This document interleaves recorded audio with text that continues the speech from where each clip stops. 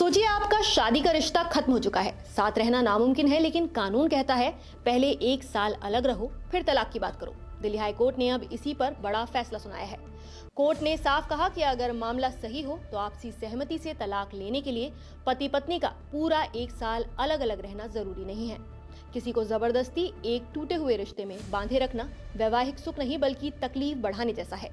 3 जजों की full bench, जिसमें जस्टिस नवीन चावला, जस्टिस अनूप जयराम भंबानी और जस्टिस रेणु भटनागर शामिल थे, ने कहा कि हिंदू विवाह अधिनियम की धारा 13B(1) में लिखा 1 साल अलग रहने का नियम कोई सख्त कानून नहीं बल्कि एक गाइडलाइन है। यानी हर केस में इसे आंख बंद करके लागू करना जरूरी नहीं है। कोर्ट ने यह भी पूछा कि जब दोनों लोग खुद कह रहे हैं कि शादी खत्म हो चुकी है तो क्या अदालतों का काम उन्हें जबरन साथ बांधे रखना है? अब आसान भाषा में समझिए। अब तक आपसी सहमति से तलाक के लिए 2 बातें जरूरी मानी जाती थी। पहली, पति पत्नी कम से कम 1 साल से अलग रह रहे हो, और दूसरी, पहली अर्जी के बाद 6 महीने का कूलिंग ऑफ पीरियड दिया जाए ताकि अगर मन बदले तो शादी बच सके।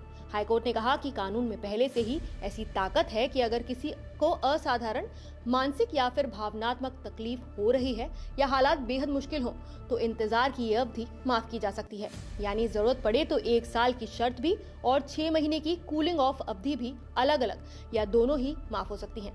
लेकिन ये छूट हर केस में नहीं मिलेगी। कोर्ट तभी राहत देगा जब उसे लगे कि देरी से किसी एक या दोनों पक्षों को गंभीर मानसिक परेशानी हो रही है। अगर सब शर्तें माफ होती हैं तो तलाक का फैसला तुरंत लागू भी हो सकता है। साथ ही एक सेफ्टी लॉक भी है। अगर बाद में पता चला कि किसी ने गलत जानकारी दी या सच छुपाया तो अदालत तलाक की तारीख बदल सकती है या फिर याचिका को खारिज भी कर सकती है।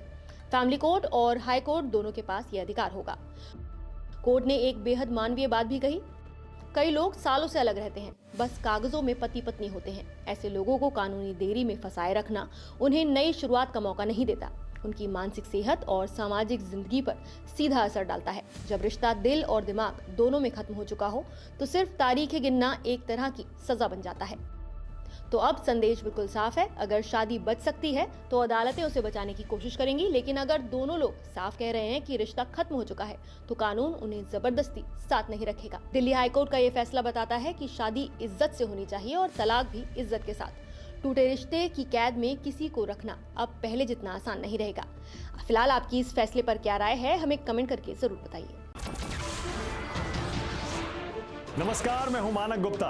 अगर आपको हमारा ये वीडियो पसंद आया हो तो इसे लाइक और शेयर जरूर करें, और हाँ, हमें सब्सक्राइब और फॉलो करना ना भूलें ताकि आप देश और दुनिया की कोई खबर मिस ना करें। तो जुड़े रहिए हमारे साथ और देखते रहिए News 24।